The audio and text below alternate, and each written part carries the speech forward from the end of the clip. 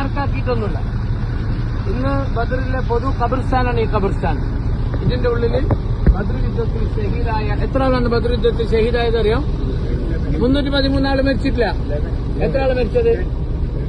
14 ആള് മാത്രം മരിച്ചത്. എത്ര ആള് ബദറിൽ ഷഹീദായത്?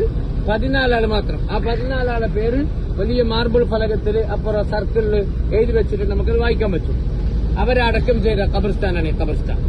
ഇസ്ലാമിൽ ആദ്യത്തെ യുദ്ധമാണ് ബദർ. മക്കയിൽ യുദ്ധം ഉണ്ടായിട്ടില്ല. മക്കയിൽ നബിതങ്ങൾക്ക് കഷ്ടപ്പാടും പ്രയാസമുള്ള കുറെ ഉണ്ടായി. പക്ഷെ യുദ്ധം ചെയ്യാനുള്ള അനുവാദം ഉണ്ടായിട്ടില്ല. മക്ക വിട്ട് മദീന വന്ന് മദീനയിലും റസൂലിനെ സ്വസ്ഥമായി ജീവിക്കാൻ മക്കാർ സമ്മതിക്കുന്നില്ല. മദീന അറ്റാക്ക് ചെയ്യാൻ വേണ്ടിയിട്ട് അവർ വരികയാണ്. ആ വിവരമറിഞ്ഞ അള്ളാഹു റസൂലിനോട് പറഞ്ഞു വഴിയിൽ വെച്ചവരെ തടയണം. അങ്ങനെയാണ് ഇവിടുന്ന് തടയുകയും അവസാനം ഒരു യുദ്ധത്തിൽ അത് അവസാനിക്കുകയും ചെയ്തത്. നബിതങ്ങളോടൊപ്പം 313 ആള് ഒരു കച്ചവട സംഘത്തെ തടുക്കാൻ വേണ്ടിയിട്ട് വന്നതാണ്. പക്ഷെ അത് യുദ്ധത്തിൽ അവസാനം എത്തിപ്പോയി. അവരുടെ കൂട്ടത്തിൽ 1000 ആള്. ഒരിക്കലും ജയിക്കാൻ സാധ്യത ഉണ്ടായിരുന്നില്ല. പക്ഷെ നമ്മുടെ റസൂല് റമദാൻ 17 അന്ന് രാത്രി ആകാശത്തേക്ക് കൈകൾ ഉയർത്തി ഒരു ദുആ നടത്തിയത് ചരിത്രത്തിൽ കാണുന്നുണ്ട്. റസൂല് ദുആ ചെയ്ത് നിസ്കരിച്ച സ്ഥലത്താണ് അപ്പുറത്ത് പള്ളിയുള്ളത്. ഇത് ഖബർസ്ഥാൻ മാത്രമാണ്. യുദ്ധം നടന്ന മൈതാനം വേറെയാണ്.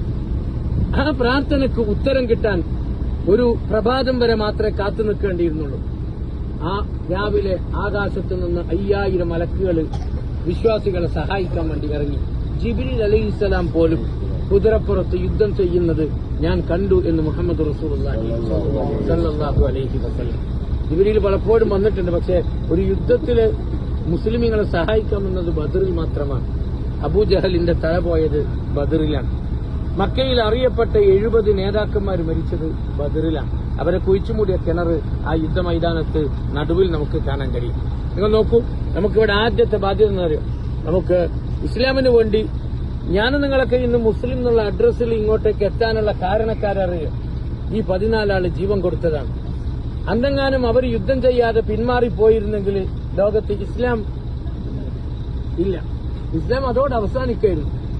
ആ 14 ആളുകൾ നെഞ്ച് വിടർത്തി നബിതങ്ങൾക്ക് ധൈര്യം പകർന്ന് നബിയെ നിങ്ങൾ എന്ത് കൽപ്പിച്ചാലും ഞങ്ങളുണ്ട് എന്ന് പറഞ്ഞ് ഈ 313 ആൾക്കാരിൽ നിന്നും അവരുടെ കൂട്ടത്തിൽ 14 ആളുകൾ ഷഹീദായി. ഇസ്ലാമിലെ ഏറ്റവും പോരിശയുള്ള ശുഹദാക്കളാണ് ബദരീങ്ങൾ. നബി സല്ലല്ലാഹു അലൈഹി വസല്ലം പറഞ്ഞെന്തറിയോ? ലൻ യദ്ഖുലൻ നാറ അഹദുൻ ഷഹീദ ബദറ. ബദറിൽ വന്ന ഒരാളും നരകത്ത് പോവില്ല. ബദറിൽ വന്ന ഒരാളും മരിച്ചാളും ബാക്കി ജീവിച്ചാളും ഒരാളും നരകത്തിൽ പോവില്ല. അവർക്ക് സ്വർഗ്ഗം ഉറപ്പുണ്ട്. മരിച്ച 14 ആളുകളെ കുറിച്ച് ആകാശത്തു നിന്ന് ഇറങ്ങി ആയത്ത് കണ്ടിട്ട് ബാക്കിയുള്ളവർക്ക് അത്ഭുതമായിപ്പോയി.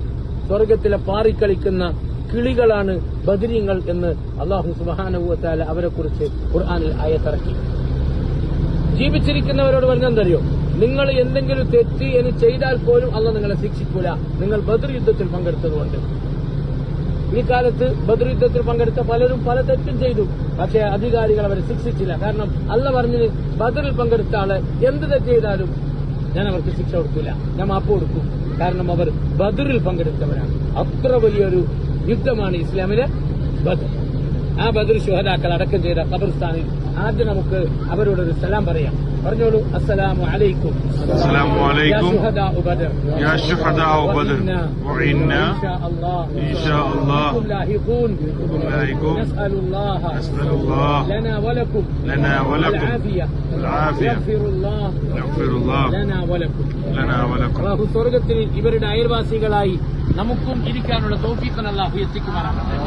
ഇവര് ലോകത്ത് ബാക്കി വെച്ച ഒരു ദീൻ, ആ ദീനനുസരിച്ച് ജീവിക്കാൻ അല്ലാഹു നമ്മെ അനുഗ്രഹിക്കുമാറാകട്ടെ. പ്രതിസന്ധിയിലും പ്രയാസത്തിന്റെയും ഒക്കെ സമയത്ത് ആകാശത്തേക്ക് കൈകളുയർത്തി അല്ലാഹ് എന്ന് വിളിക്കുന്ന ബദരീങ്ങൾ കാട്ടിത്തന്ന ഈമാനിനെ അല്ലാഹു നമുക്കും പ്രദാനം ചെയ്യുമാറാകട്ടെ. നമുക്ക് ഇൻഷാ അല്ലാഹ് പേരൊന്ന് വായിക്കാൻ വേണ്ടി ആ സർക്കിളിലേക്ക് പോകാം. ശരി. وأنتم أذلة فاتقوا الله لعلكم تشكرون صدق الله العظيم.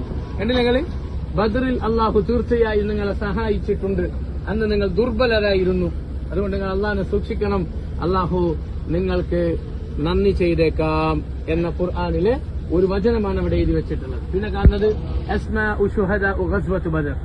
ബദർ യുദ്ധത്തിൽ ഷഹീദായവരുടെ പേര് തുടങ്ങുന്നത് ഉമൈർ ഇബ്നു അബി വഖാസ്, അവിടുന്ന് അങ്ങനെ തുടങ്ങിയിട്ട് ഔഫ് ഇബ്നുൽ ഹാരിസ് എത്ര ആളുണ്ട് ഇതിന്റെ ഇടയിൽ നോക്കി 1 2 3 4 5 6 7 8 9 10 11 12 13 14 ഇവരാണ് ബദർ ഷഹീദായ ആൾക്കാർ. ഇത്ര ആൾക്കാരാണ് ബദറിൽ ഷഹീദായി. യുദ്ധത്തിൽ പങ്കെടുത്തത് 313 പേർ. അതിൽ മരണപ്പെട്ടത് 14 പേർ. അതിൽ ആദ്യത്തെ പേര് ഉമൈർ ഇബ്നു അബി വഖാസ്. വെറും 16 വയസ്സുള്ള സഹാബിയാണ്. ഞാൻ നോക്കികള് സഅദ് ഇബ്നു അബി വഖാസ് എന്ന് പറയുന്ന സ്വർഗം കൊണ്ട് സന്തോഷ വാർത്ത അറിയിച്ച 10 സഹാബികളുണ്ട് അശറത്തുൽ മുബശ്ശിരീൻ. ആ സഅദിന്റെ സഹോദരനാണ് ഉമൈർ, ബ്രദർ, അനിയൻ. 16 വയസ്സ് യുദ്ധത്തിന് വന്നത്. നബി സല്ലല്ലാഹു അലൈഹി വസല്ലം തങ്ങൾ ആ സഹാബിയെ തിരിച്ചയച്ചിരുന്നു. പ്രായം ചെറുത്, യുദ്ധത്തിൽ വരണ്ടാണ്.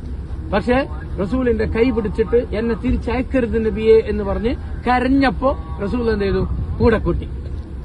ബ്രദർ പിന്നെ സഅദ് ഇബ്നു അബി വഖാസും യുദ്ധത്തിനുണ്ട്. അദ്ദേഹം പറയുന്നത് എന്റെ അനിയന് യുദ്ധത്തിന്റെ കുപ്പായ ഇടാൻ അറിയുന്നില്ല, എന്റെ അനിയന് ശരിക്കും വാള് പിടിക്കാൻ അറിയുന്നില്ല, ഞാനാണ് പഠിപ്പിച്ചു കൊടുത്തത്. എന്ത് ആവേശം എന്നറിയോ? ദീനിന് വേണ്ടി പണിയെടുക്കാൻ അവർക്ക് ഭയങ്കര ആവേശമാണ്. 16 വയസ്സുള്ള നമ്മളെ പുരയിലുള്ള കുട്ടിക്ക് ഖാലി ഇത് മാത്രമേ അറിയുള്ളൂ. ഒരു സാധനം വാങ്ങി വെച്ചാൽ നേരെ വാങ്ങിയിട്ട് വരാൻ അറിയില്ല.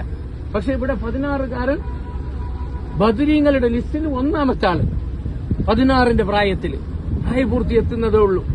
സുബ്ഹാനല്ലാഹ്, അത്ഭുതമാണ്. പിന്നെ അങ്ങനെ നമ്മൾ വായിച്ചു വന്നെങ്കിൽ നിങ്ങൾക്ക് വേറൊരു സാഹിബിനെ കാണുക, സഅദ് ഇബ്നു ഖൈസമ. എന്നെങ്കിൽ സഅദ് ഇബ്നു ഖൈസമ എന്ന് പറയുന്നത് മദീനക്കാരനായ സഹാബിയാണ്. ഇതിൽ മക്കക്കാരുണ്ട്, മദീനക്കാരുണ്ട്.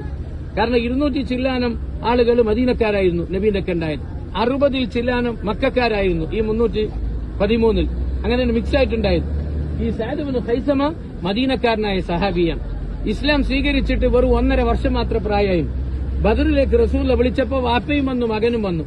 റസൂൽ പറഞ്ഞു ഒന്നെങ്കിൽ വാപ്പ അല്ലെങ്കിൽ മകൻ, രണ്ടാളും വിട്ടുകൊടുക്കുന്നില്ല. റസൂൽ പറഞ്ഞു നറുക്കിടണം. നറുക്കിട്ടപ്പോ നറുക്ക് വന്നത് മകനാണ്. മകനോട് വാപ്പ പറഞ്ഞു ഞാൻ പോവാൻ മോനെ, ഈ ചാൻസ് എനിക്ക് തരണം. മകൻ വിട്ടുകൊടുത്തില്ല.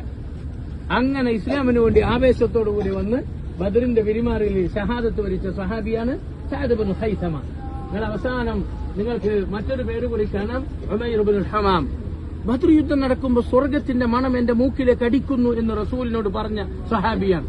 സ്വർഗത്തിന്റെ സുഗന്ധം ജീവിച്ചിരിക്കുമ്പോൾ തന്നെ മൂക്കിലേക്ക് അടിച്ചു വീശുക. റസൂൽ പറഞ്ഞപ്പോ ആ സഹാബിയോട് പറഞ്ഞു ഖൂമു ഇലാ ജന്ന, നടക്ക് സ്വർഗത്തിലേക്ക്. പിന്നെ നേരെ പോയി പടവട്ടി മരിക്കുകയായിരുന്നു. നമ്മുടെ നേതാക്കന്മാരാണ്. ഇവരാണ് നമ്മുടെ സ്വർഗത്തിലെ നേതാക്കന്മാർ. ഇവരെയാണ് നമ്മൾ സ്വർഗത്തിൽ കാത്തിരിക്കുന്നത്. നമുക്ക് അവരോടൊപ്പം ചേരാൻ കഴിയണം. നമ്മൾ ആദ്യം വേണ്ടെന്നറിയോ? അവര് ഈ ബദറിന്റെ വിരിമാറിൽ ആകാശത്തേക്ക് പാതിരാത്രി കൈകൾ ഉയർത്തി ദുആ ഇരുന്നതുപോലെ ജീവിതത്തിലെ പ്രതിസന്ധിയിലും പ്രയാസത്തിലും അല്ലാഹ് എന്ന് വിളിക്കാനുള്ള കരുത്ത്, ഈമാനികമായ കരുത്ത് നമുക്ക് വേണം. എപ്പോഴും കൈകൾ മുകളിലേക്ക് ഉയരണം. കൈകൾ ഭൂമിക്കടിയിലേക്ക് അടക്കപ്പെട്ടവരിലേക്ക് ഉയരുന്ന അവസ്ഥ ഒരിക്കലും ഉണ്ടാകാൻ പാടില്ല. ഭൂമിക്കടിയിലുള്ളവരിലേക്കല്ല, 7 ആകാശങ്ങളുടെ മുകളിൽ അർശിൽ ഉപവിഷ്ടനായ നാഥനിലേക്ക് കൈകൾ ഉയർത്തണം. അല്ലാഹു നമ്മെ അനുഗ്രഹിക്കുമാറാവട്ടെ. അസ്സലാമു അലൈക്കും വറഹ്മത്തുള്ളാഹി വബറകാതുഹു.